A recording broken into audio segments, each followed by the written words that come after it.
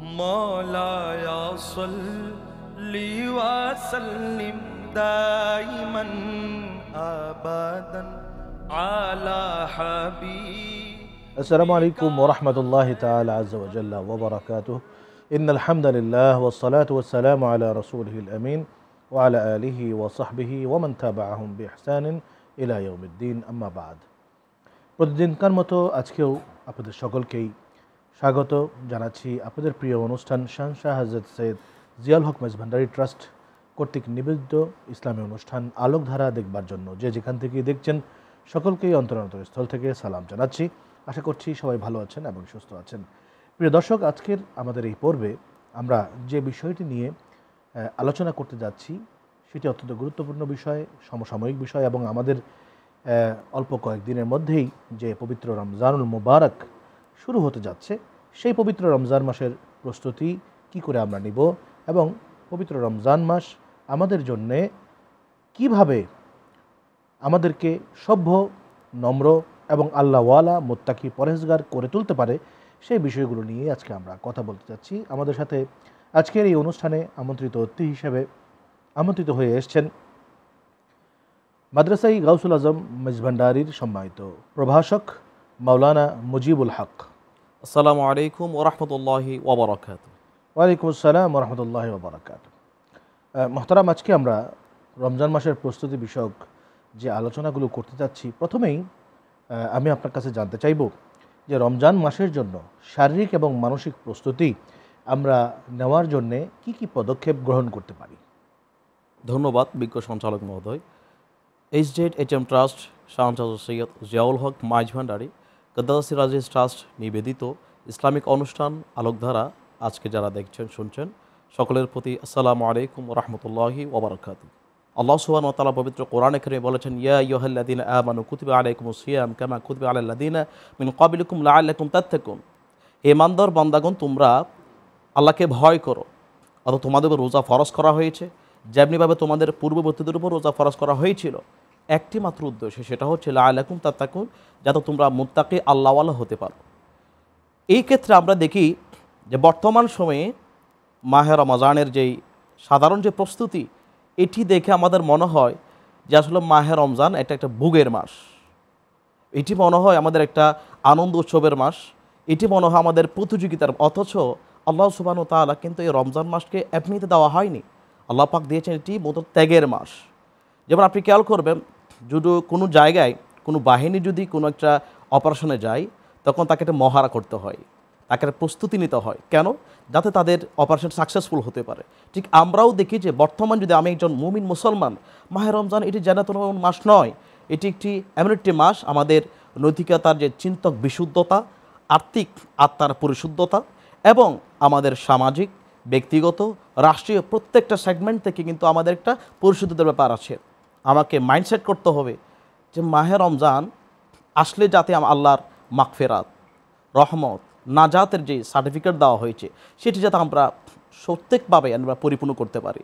সেই জায়গা থেকে মানসিক যে প্রস্তুতি সেটা করতে হবে যে আমার যে রমজানটা যাতে আমার ভোগের মাস হয় এবং আমাদের কোরআন তেলাওয়াত, তারাবির নামাজ এবং ইফতার এবং সেহরির যে বিষয়গুলো আছে এগুলো কিন্তু আমাদেরকে গুরুত্বপূর্ণ আমাদের খেয়াল রাখতে হবে।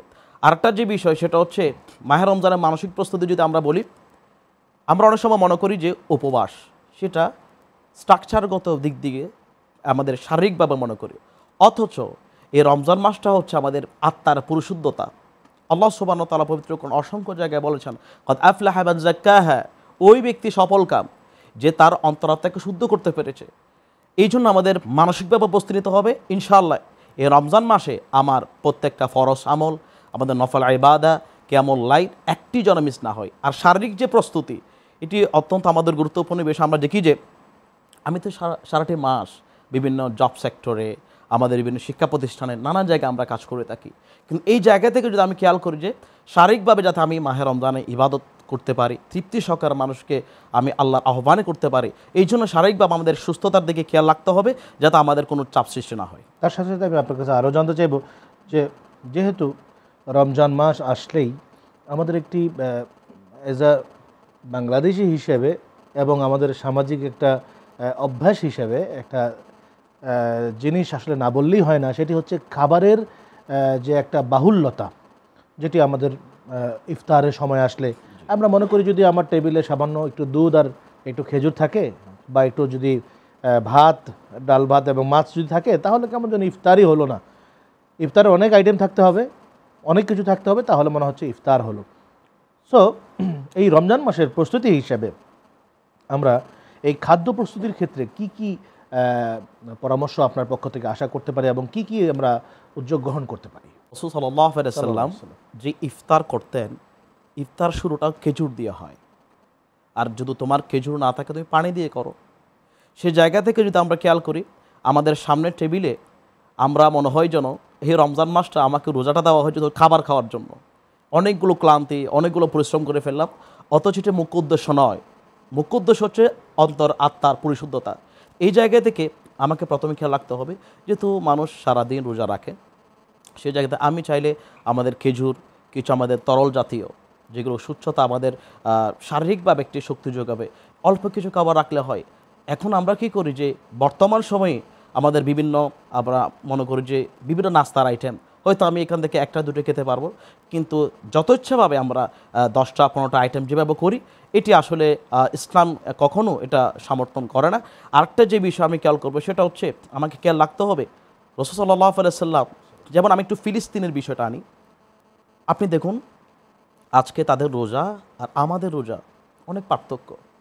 আল্লাহ সুবহানাহু ওয়া তাআলা আমাকে আজকে সেহরি খাওয়ার জন্য যে নিয়ামত, যে পরিবেশ পরিস্থিতি, আলহামদুলিল্লাহ। সেই জায়গা থেকে আমাদের যদি ফিলিস্তিন এবার মজলুম যে মুসলিম কান্ট্রিগুলো আছে, সেখানেও দেখবেন যে এমনও আছে একটু খেজুর খাওয়ার সে সামর্থ্য তাদের নাই।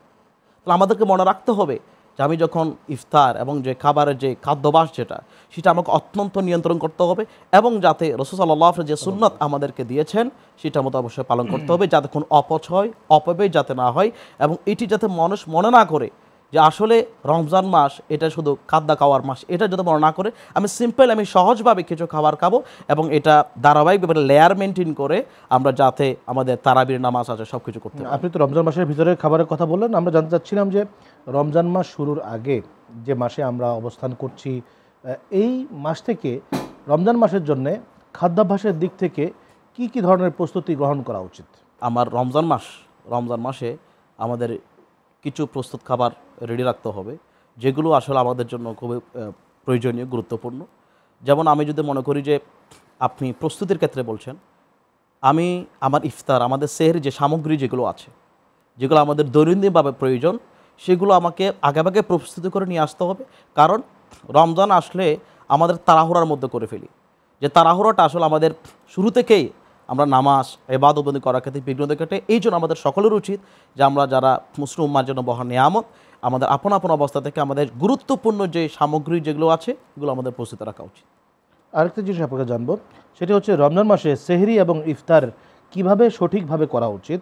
কারণ আমরা দেখা যায় যে ঘুম থেকে উঠে অনেক সময় ঘুমের কারণে অনেকে আছে যে শুধুমাত্র একটু পানি খেয়ে শুয়ে পড়লাম, একটু দুধ খেয়ে শুয়ে পড়লাম, সেক্ষেত্রে সারাদিন কিন্তু তার অনেক কষ্টে কাটে।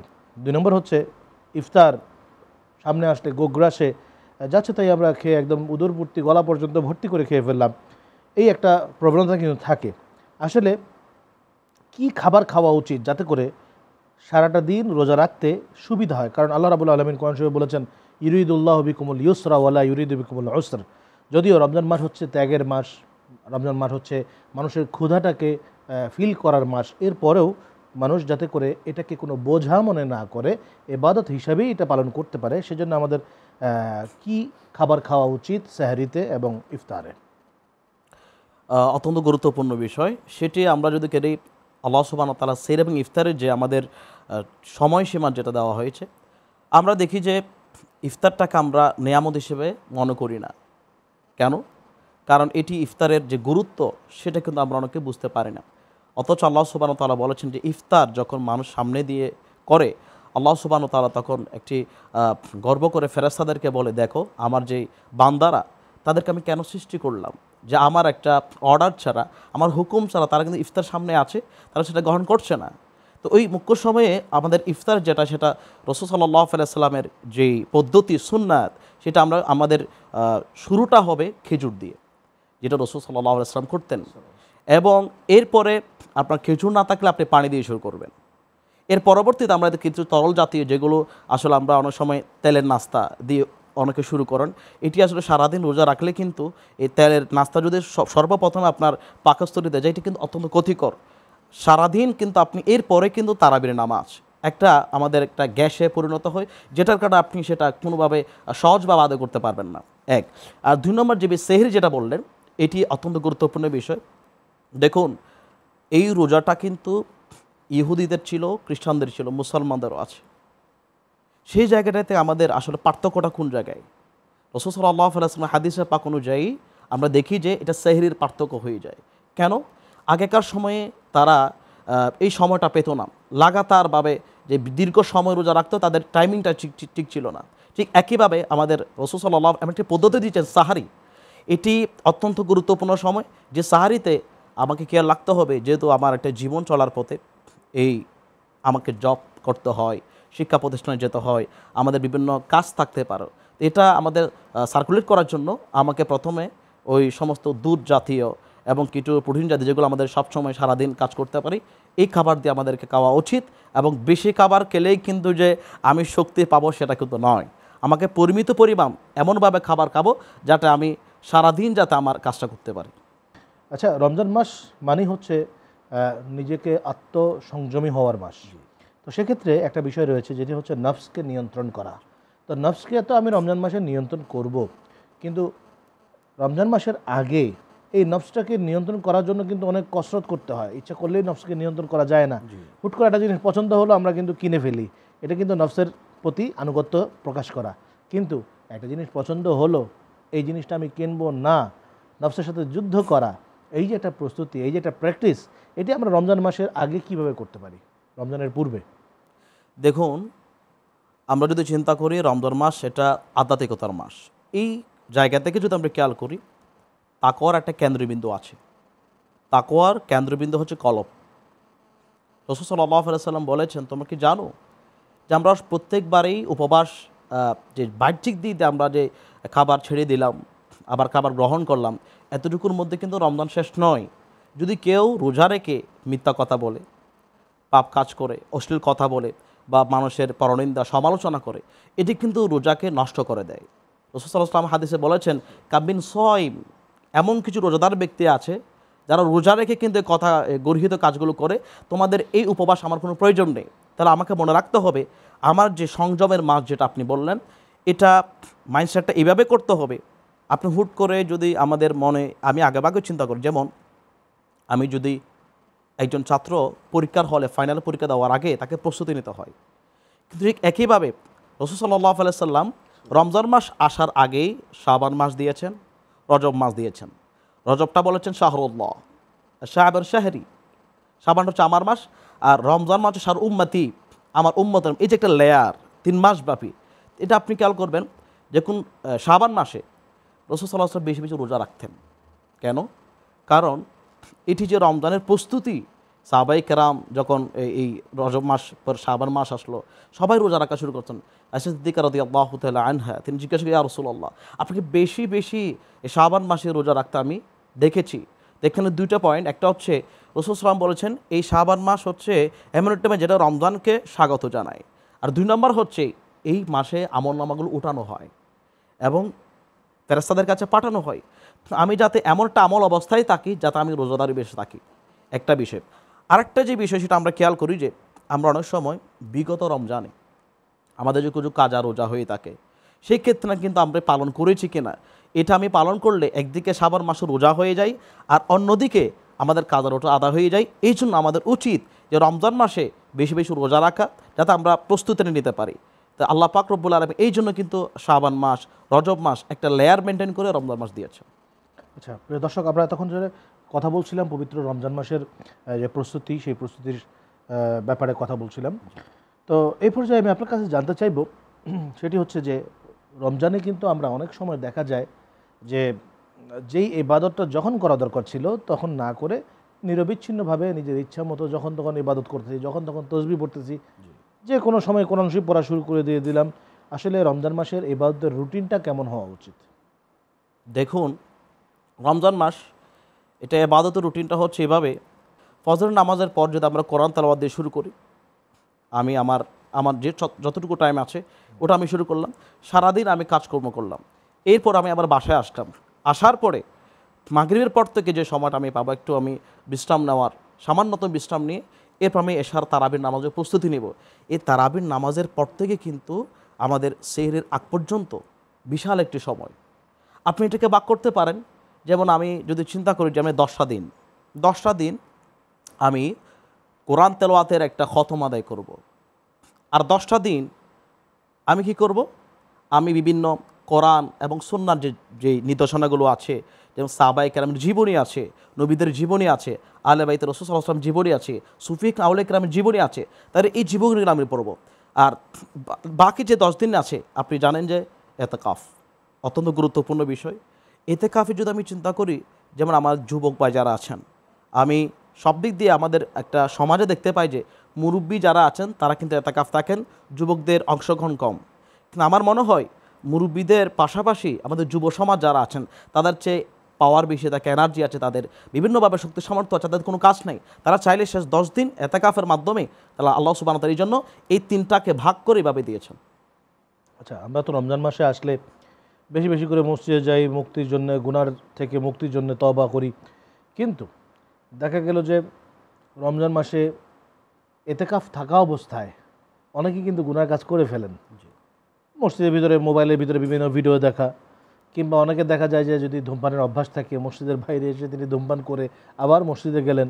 আবার দেখা গেল যে যিনি ব্যবসা বাণিজ্য করেন, তিনি দুনিয়ার ব্যবসা বাণিজ্য সব কিছু কথাবার্তা তিনি এতেকাফ থাকা অবস্থায় করতেছেন। আবার রমজানে এতেকাফের বাইরেও রমজানে থাকা অবস্থায় আল্লাহ হাবিব সাল্লাল্লাহু আলাইহি ওয়াসাল্লাম বলেছেন, যে ব্যক্তি রোজা রাখলো কিন্তু সে আজে বাজে কথা ছাড়তে পারলো না, গুনাহ কাজ ছাড়তে পারলো না, তার রোজার দরকার নেই আল্লাহ তাআলার কাছে, অথচ সে রোজা থাকা অবস্থায় গালাগালি করলো, এই করলো, সেই করলো। এই যে কাজগুলো, গুনার কাজগুলো, এগুলো ছাড়ার অভ্যাসটা আমরা কিভাবে এখন থেকেই গড়ে তুলতে পারি? এতেকাফ থাকা অবস্থায় অনেকের ভিডিওতে আমি এতেকাফ অবস্থান করছি এটা মানুষকে জানান দেয়, এতে কিন্তু আসলে রিয়া মৌলিকতার পর্যায়ে চলে যায়। যদি আমরা এতেকাফের নিয়তে যদি আমরা অবস্থান করি, আমাকে সম্পূর্ণ রিয়া মুক্ত এবং দুনিয়াবী সমস্ত চিন্তা বাদ দিতে হবে। যেমন আমি যে নফল এতেকাফটা এইভাবে হয়, যদুন আপনার এটার জন্য কিন্তু রোজা শর্ত নয়।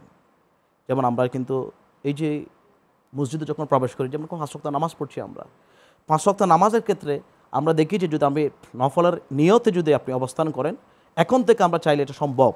কীভাবে সম্ভব?